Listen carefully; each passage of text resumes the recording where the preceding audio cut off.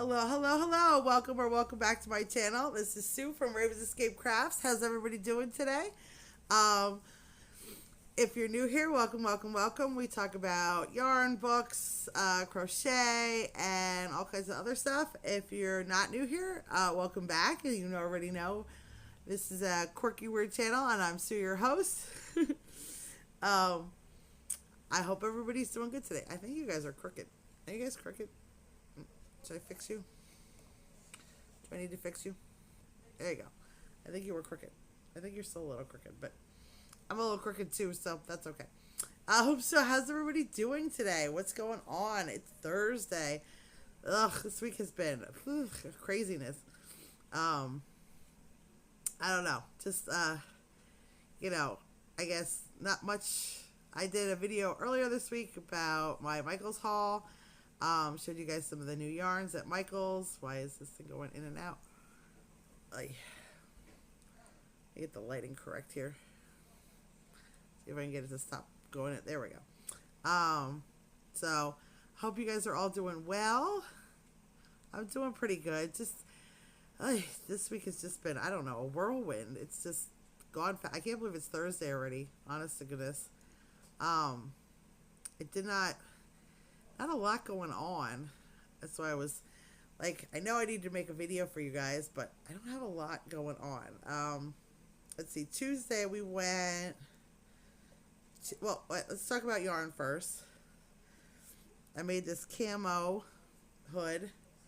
All right, hold on. I made this camo hood because I had some camo hoods in my shop and they all sold out. So I'm going to get this one, and I'm going to be making some more of these, as they were popular. It's my wanderer scarf, my hooded wanderer scarf. It has this cool edging to it. You're going to hear the cat. You also might hear my husband and kid in the background. Yeah, so I did this cool wanderer scarf, that I'm really enjoying. Like I said, people have been buying these, so I got some camo yarn, and I'm making some more of these for my shop. So if you're interested in one, this one should be going up shortly. I apologize for the cat. I apologize so much. She's yelling. So yeah, so there's that. I'm also working on some St. Patrick's Day stuff and some rainbow stuff. They're not done yet though. I'm still working on them. Right now I'm working on this one. It's a hexie. It's my hexie hats, my jester hats. So I thought I'd make them all the hexies, and then I'm going to put them all together. So that is what I am currently working on. But this is the only finish I have since last time I saw you guys. I was working on it last time, I think, when I talked to you. So what have you guys been up to? I haven't been up to a ton. Let's see, on Tuesday night, I went to do a sign for our local, like a petition signing for our local, Democrats, actually, for the upcoming midterm elections for the local ones. So, because we, actually our state rep, we know him. His daughter goes to school with my younger son. So we've known him.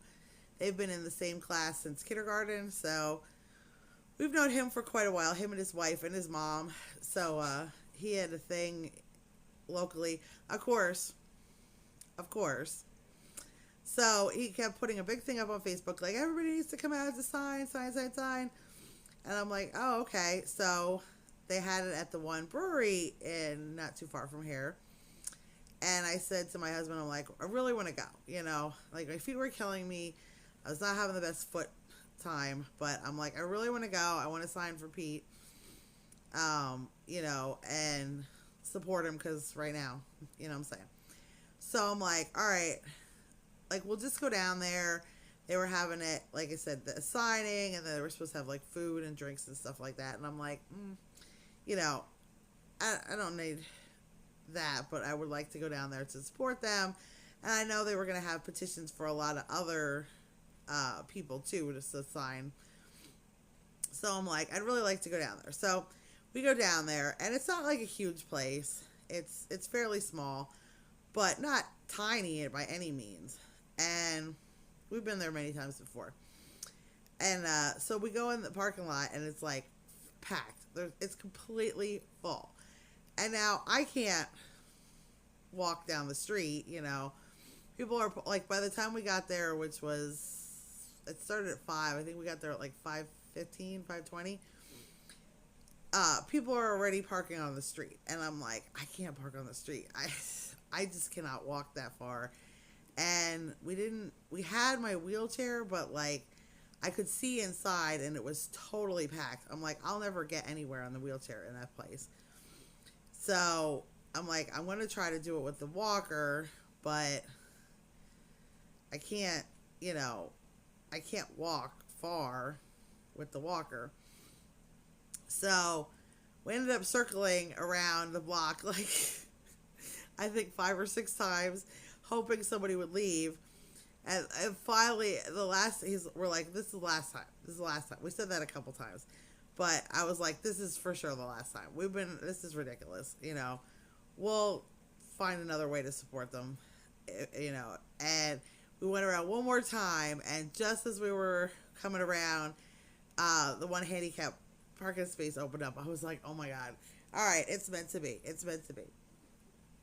So we went in, and it was like wall-to-wall people, which is heartwarming to see.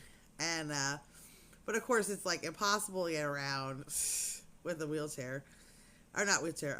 It would have been impossible to get around with the wheelchair. It was hard enough to get around with the walker. Everybody's slamming into me, pushing me around, which I'm unsteady as hell on my feet.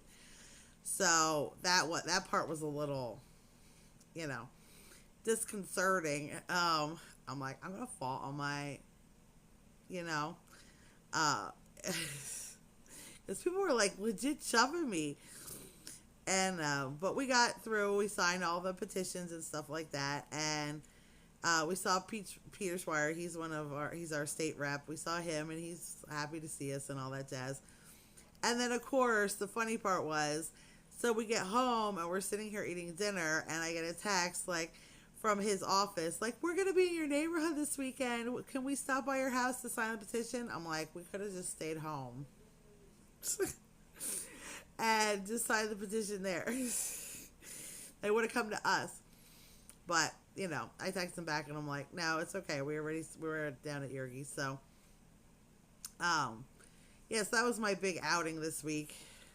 So my feet were still hurting unfortunately, from Saturday when I went to Michael's. My feet were still hurting on Tuesday. And then, of course, I pissed them off more by going to that. So this week's been a bit of a struggle bus, but that's okay.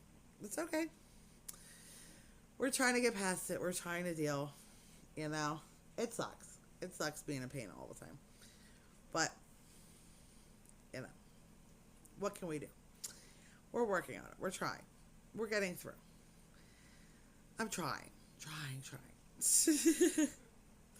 So, yeah, that was my big outing this week. That was my, I did get to go to it, though. And I'm kind of glad. I'm glad we went because, you know, I got to feel like I did something. I get frustrated sitting here that I can't, you know, do more to help our political people. And I got to tell this one woman, she's, I forget what position she was going for. She's actually held the position for 15 years, or she said already, and she was talking about how they're, you know, out there even in the snow, and they're trying to help. They're really truly there to help people and do stuff, you know. And so, yeah, like I said, it was chaos, and there was so many people there, and it was so loud. And she was trying to tell people, like, you know, we're out there in the snow. We truly are here for the community and stuff like that. And I was signing her petition. And, you know, people are, like, talking back. Like, everybody's, like, talking. And I stopped, and I looked at her, and I said, well, I appreciate you, and I thank you for everything you do. And she just She stopped and she's like, I appreciate that so much. And I'm like, you never know when somebody needs to hear that. You know what I mean? I'm just saying. And I do. I do appreciate everything they do, because a lot of these elected positions are thankless jobs. Let me tell you something. I was, a couple years ago, well, no, I don't know, a number of years ago at this point, I was very active with the school board. I would calling into a lot of school board meetings and expressing what was my feelings on things. And at one point, after I left the school district, because you can't actually be on the school board while you work for the school district, I was, um, a bunch of people were encouraging me to run for school board. And I considered it a little, because I do get frustrated about the way the district is run sometimes. There are some people with some very strong opinions on things, and there's some people on our school board that I don't agree with. In general, there's a lot of good people on the school board in our local district, but there was one woman in particular that I did not care for, and I would have liked to see get off of the school board. You know what I'm saying? And I was always a big, I was in the community and stuff like that, and people were encouraging me. Like, a bunch of people said to me, like, you should run for school board. And I considered it, and I looked into it, and I thought about it. And, the part, though, that's hard, for me at least, is, like, you don't get paid for that job at all. I mean, like, you don't even get compensated for anything. And you have to do all this stuff on your own time, being responsible for all these things, going to all these meetings, and not just the regular school board meetings, but, they have other school board, like, they have the public school board meetings, they have private school board meetings, they have meetings with all the different, you have to be on some sort of a committee thing, which is like the one in our area. Like, there's one for the community college, there's one for the library. There's all these different committees that you have to be, and you have to be on at least one of them. So then you have to go to meetings for that, and then there's like facilities committee and this committee, that. So you have to go to those meetings, and then of course you're responsible for checking your emails and stuff all the time. And all this is volunteer. Like, and then on top of it, you get to get yelled at the school board meetings by all these people all the time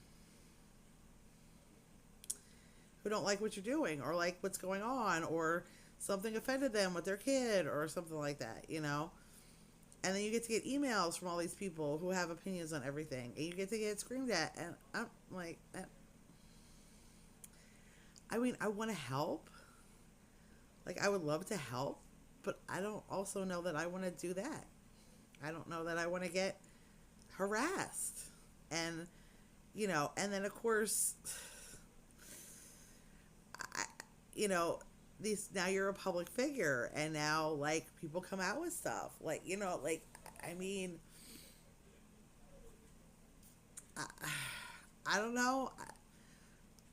I give props to everybody who does these positions like this, because there's a lot of different kind of positions in elected official positions that really don't make much to do those things, and the amount of work you have to do, it's a lot. It's a lot. And like I said, some of these are not paid positions, and other ones are, you get a little stipend for it.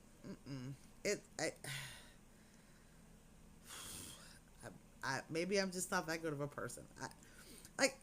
Like I said, I wouldn't mind doing the work, okay? I wouldn't even mind going to the meetings. I wouldn't mind participating in everything. I wouldn't mind sitting on the school board discussing things, asking questions, um, voting on problems and things like that. That part I would enjoy, I think, or at least get something out of because it was making a difference.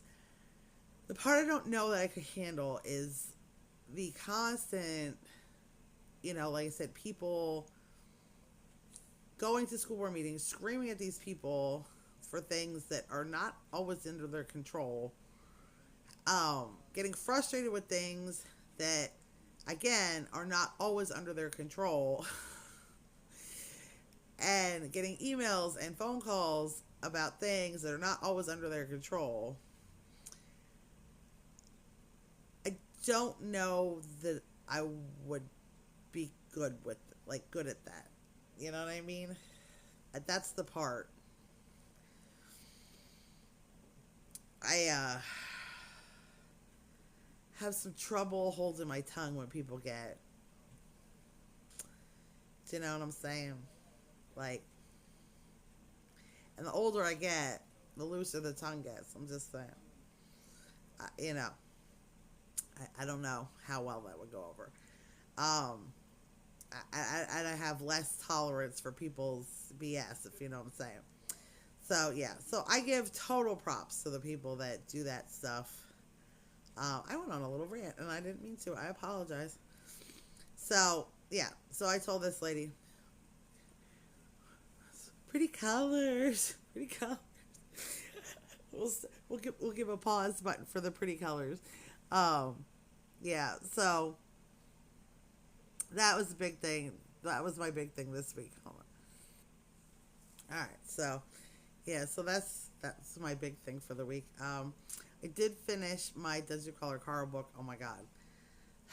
Let me tell you, it was so freaking good. So when I read the next one, it has been really hard not to just order it on Amazon and have it here overnighted, because it can be here overnighted. So if you like quirky sci-fi kind of books and stuff like that, oh my God, so good. It was so good. And for more reading news, I also finished my other book that I was reading, which is called, again, I know it's backwards, The Auschwitz Photographer. Another difficult book to read, but I mean, important and very eye-opening again. Yeah, I mean, I'll show you just a little. There's pictures in it too, showing some of the pictures that he took of inmates in Auschwitz. Yeah. So, it's a really good book. This is by Luca Crippa and Maurizio Onis. It was written posthumously about this guy, Wilhelm Brossi. And I don't know if anybody's on here is interested in this kind of stuff, but the part that I found that I think a lot of people don't realize is the guy in this book, Wilhelm. He was a Polish citizen. So he was not Jewish. He was not Gypsy, which I know it's Romani. But back then they called them gypsies and stuff like that. He was not any of the groups that you consider that are widely known to have been in the concentration camps. He was simply a Polish citizen who was, I don't know. Again, I don't know if everybody knows too much, but I'm going to tell you about it a little bit anyway. Poland, of course, they were involved a lot in the war, and Poland got taken over by the Russians, and then the Germans came in and took Poland. Well, he was of age. He was over 18 when the Germans came in, And of course, he was expected when the Germans took over Poland to fight for Germany. And he considered himself Polish, even though his mother was Polish, his father was German. He considered himself Polish because he grew up in Poland, and he did not want to fight for the Germans. So he was, of course, ordered to fight for the Germans, and since he said no, he was put in Auschwitz. He was considered a Polish political prisoner. And there was a lot of Germans in the concentration camps as well. If they refused to fight for the Germans, if they would get put into the concentration camps along with everybody else. I've read quite a few books on this different stuff. Now, did they get treated as poorly as like Jewish people? Absolutely not. I will not even, but a lot of them went through the ovens just like everybody else. He was the only reason he did not is because he was a photographer, which was not it was not like now. It wasn't like everybody has a phone with the camera. Being a photographer back then, you really had to know, because it was, taking a photo was a big deal, and then you had to develop the negative, and you had to, you know what I mean? It wasn't like now. And you really had to know what you were doing, because film was very expensive, and if you wasted it, that was money. So, and there was a lot of talent to developing it. If you one false move and you ruined all your negatives, and that again was extremely expensive, and then they had to retouch them by hand every photo. They used pens and pencils and all sorts of different things. He was explaining, how to retouch photos, how to fix things on photos. It wasn't like now, you know what I mean? There was no app for it. You couldn't put it in Photoshop. You couldn't have AI fix it for you. It was what you took was what you got, and then you had to hand fix it and hand develop every single picture got hand developed. So that's what saved his life, because a lot of the other Polish people that he got interred with in the camps were sent through the chambers and the ovens. So, yeah, I mean, I don't know, that it's something, and a lot of people from various other countries in Europe, the same thing happened to them, and it was not just Jewish people, it was, you know what I mean? Obviously, they were the main targets, and they got treated worse than everybody else, but, and throughout the book, they kept telling him, like, you're a German, like, so... Like, even when he was dealing with Mengele, if anybody knows, he was the horrific surgeon, or doctor who performed all kinds of really experiments on people. And he was assigned to him to take some pictures of his experiments. Oh my God. But he kept saying to him, like, well, you're a German. You're clearly a German. You're Aryan. Why are you here? You could go out and you could fight for the Germans, Just say you're a German. And he was like, no, I'm not a German. I'm a Polish person. And they were like, yuck, Polish. Ugh.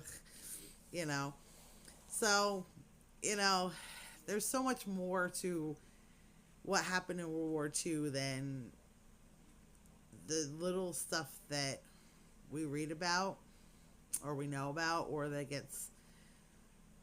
There's a lot to it. There's a lot. I could do an entire... I've been considering, honestly, doing a little bit of my own World War II history podcast, possibly, because I do have quite the extensive knowledge on it at this point, and I have read so many books about it, and I have a whole pile more to read. So that was really good. It was really fascinating.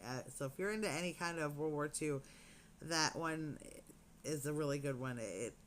It goes into a lot of things that, and it has some firsthand accounts of things that I had touched upon in other things, but not read firsthand accounts of, um, some of the experiments, some of the fortitude of people that he met, just some of the things that camp life, everybody's camp life story is different. And, the interesting part too about reading about people who've been through the camps and stuff like that is everybody who survived has a different perspective on what the camps were like and what happened there. You know what I mean? Each person is a unique individual experience. Obviously one of the most popular is the Night by Eli Weiss. That, it's an amazingly written story. Not story, account. Let's call it an account. But there's a lot of other ones out there. And the humbling part that every time I read one of these books is I think like, the common thing, the positive thing to get out of all these books is every single one of them has a story of resilience and overcoming and surviving, and it's fascinating, you know what I mean? But then the humbling part is to remember for every one of these books I read, every one that survived, there was hundreds of thousands for each one of these people that survived. Hundreds of thousands of people did not survive. And we'll never know their story. But we do know some of their stories because the survivors do tell us some of their stories, so they live on that way. But it's humbling. It's very humbling. And it's very interesting to remember that stuff, you know what I mean? So, I know. It gets dark and deep, but there's pretty colors. So I finished that book. I'm going to start another book probably tonight after I'm done here. Because, oh my God. I mean, look, okay, let me just tell you. I like the Olympics. Don't get me wrong. I like the Winter Olympics. There's only so much of the Winter Olympics I can watch, and, like, there's no shows on. Like, no shows. Like, everything is stopped right now except the Olympics. There's just only so much of the Olympics I can watch. It's just not,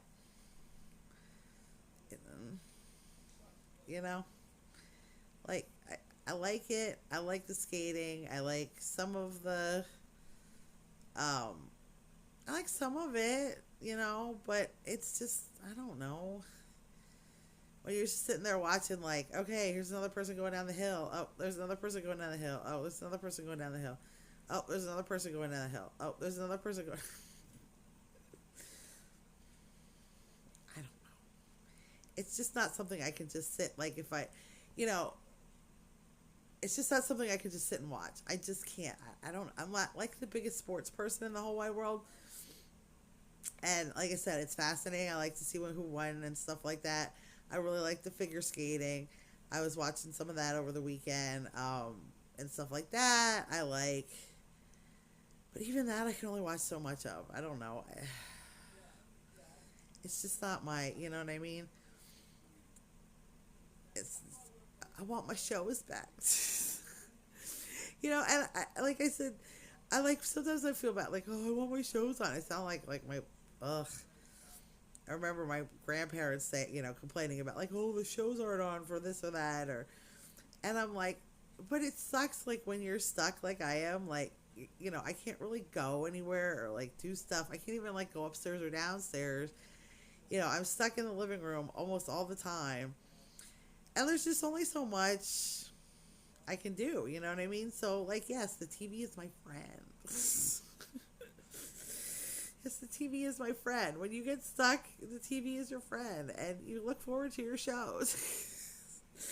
And like, there hasn't even been, like, even some of my favorite YouTube creators haven't been making videos, or not like a ton of videos lately. So I haven't even been watching, like, don't have that to distract me. So yeah, I'm like, ugh. And I just haven't, I don't know. Maybe the winter's just dragging on and I'm ready for spring. You know, I think we all get in that mood. But I also have been in a lot of pain lately, so that makes me, like, less tolerant of things. Like, I need something to really distract me, something to get me, like, hooked. You know, when I'm not in as much pain, I can deal with, like, something kind of like whatever. But when I'm, like, in a lot of pain, I need something to distract me from the pain. And it's like watching curling just isn't distracting enough. You know what I'm saying? So, yeah. And I've been working on some stuff. I've been crocheting my little butt off, trying to get some stuff done. So I have stuff to show you guys. Yeah. Excuse me. That was gross. Yeah. Husband and kid and son are downstairs. They are doing a live paint night for their Warhammer stuff. And next week we're going to be doing on Wednesday night at 8:45 on the Inflatable Falcon. I will probably do another video before then. We're going to be reading the what's it called? Empire Striketh Back. We're going to be doing Act 3. It should be a fun, hilarious time. So that'll be fun. We're doing that next Wednesday night. And then, other than that, I don't know. We're supposed to get more snow this weekend. Now, they don't know how much. I've heard anything from 1 inch to 8 inches to a foot. I don't know. So, yeah. So, we'll see, I suppose, how that works out. I know we're I think everybody is over snow at this point, you know. Headed toward March, everybody's over it. But that's okay. That's okay. So, yeah, so I want to get these hats done because, like I said, I want some of these to put up for St. Patrick's Day. I want people to have enough time to order them quick if they want to get them before St. Patrick's Day so they can wear them on St. Patrick's Day. I do have some other St. Patrick's Day stuff in my shop if somebody's interested. But like I said, it's getting kind of late to order. But soon, right? So, yeah, so I've just been working on that. I should put I didn't even decorate my house for St. Patrick's Day yet. That's so.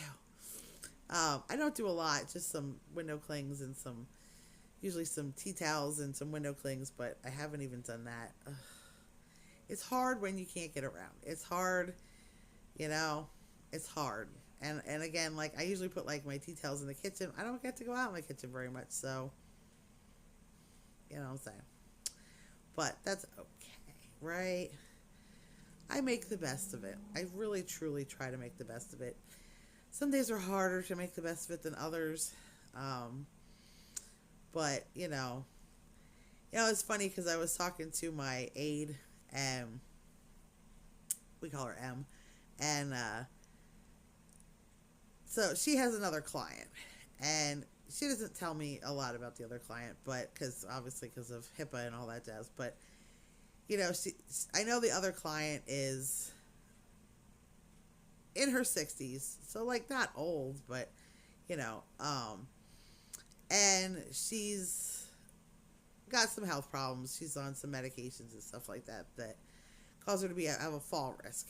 And but she's like, she always says to me, she's like, Susan, she's like dealing with a toddler. She's like, all she wants is attention, you know. And she's like, honestly, I don't think is in that bad a shape, because she's like, you know, I have trouble walking, like, bad. And she's like, you can tell you're in pain a lot. You know, she's like, I'll come in and you'll be like, oh, I'm good. And she's like, I can see the pain on your face. She's like, I can see it,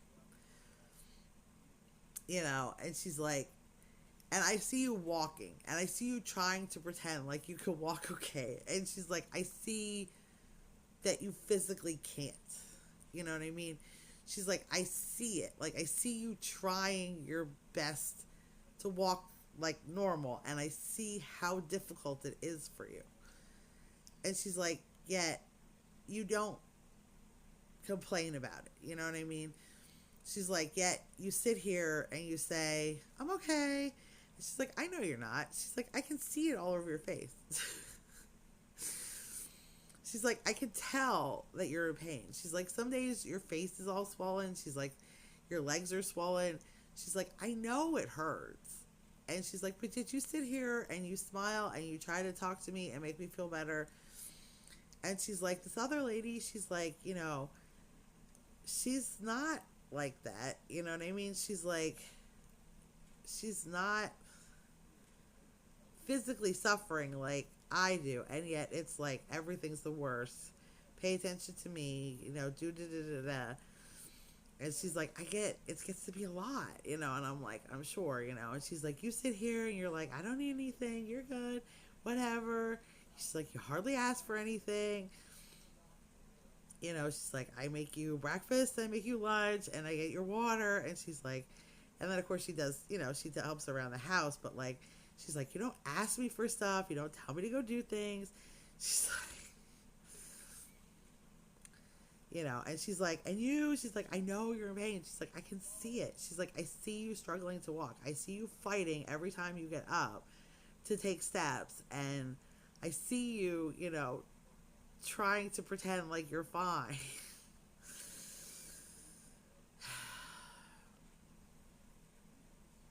And I do. And it's hard. It's hard. You know, and like I said, I mean, you know, the frustrating part at this point is I have no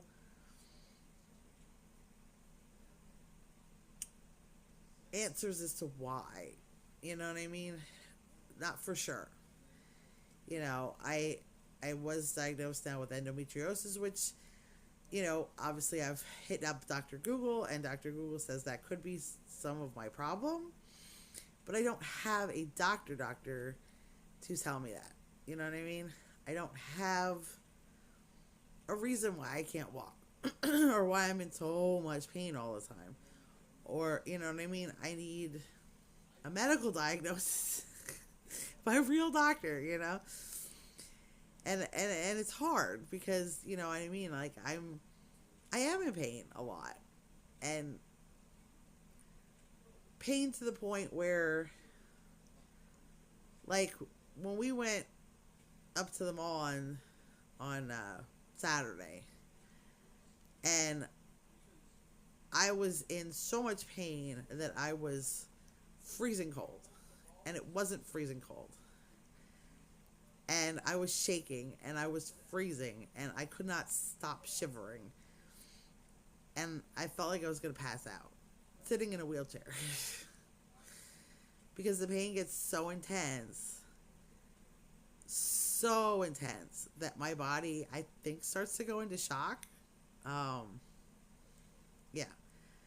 I'm freezing cold, and I'm shaking so bad. Like, it was warm out, like warm for this time of year, and I had a coat, and we went, and from the jostling from the car and even jostling in the wheelchair, my feet were just screaming in pain. Like, they were so swollen and so painful.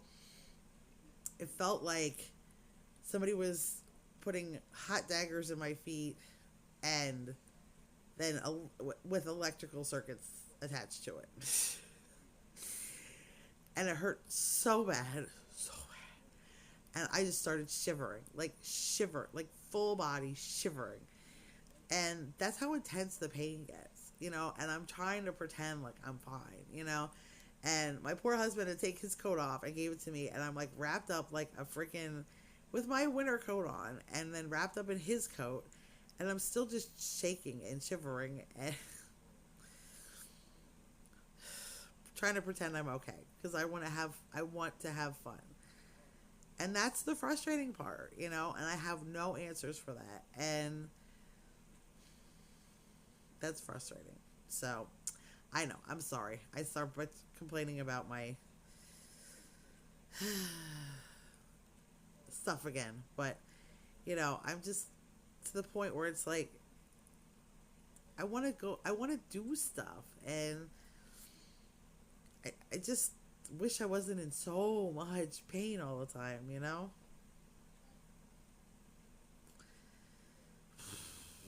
Trying here. All right. So, but I'm just trying to be real. You know, it's very frustrating. And it's frustrating to not have any answers as to why I'm in so much pain. You know, I think if I could at least understand why and know what can or can't be done about it, I think that would help. But I am not there. So that's frustrating as well. You know what I mean? So, yeah. So that's weighs on me. But I try to keep my spirits up, and I really do. And I try to, you know, like I said, I try to run my business and do what I can household wise and, you know, keep up on everything. And keep a positive attitude because, you know, I can't afford to not. For myself and everybody else. You know what I mean? It's not just I'm not just putting on a show. I need to keep my spirits up for me too. You know what I mean? Because I can't let myself wallow in it, or you know what I'm saying. So yeah, so I do it for not only everybody's benefit, but for my own benefit because. You know, I think to myself, like, I get to play with yarn, I get to run a business, I get to, you know, I have an amazing family and do all this stuff. And I got to look at the positives and look at the good things. And I can't afford to wallow in the other stuff, you know what I mean? So, you know, just my 2 cents today. I'm sorry. I will stop. We'll talk more about This is a little bit of a deep one. I'm so sorry. But I hope everybody's doing good. I hope you guys enjoy some of my chit-chats and talks. I hope some of this sparks a little bit of interest in some people. I hope you guys enjoy. I enjoy you guys very much. I appreciate each and every one of you. I truly do. I enjoy spending time with you. I enjoy chatting with you. It does so much for my spirits every day. I love you all. Choose love every day. And I'll see you next time. All right. Bye, everybody.